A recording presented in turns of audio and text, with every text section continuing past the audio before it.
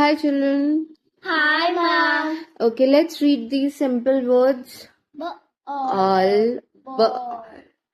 talk, talk. Next one. Watch, watch. What?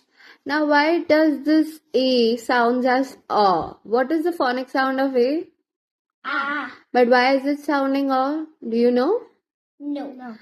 Okay, when A comes before L, like letter L, then it sounds like A, like ball, talk.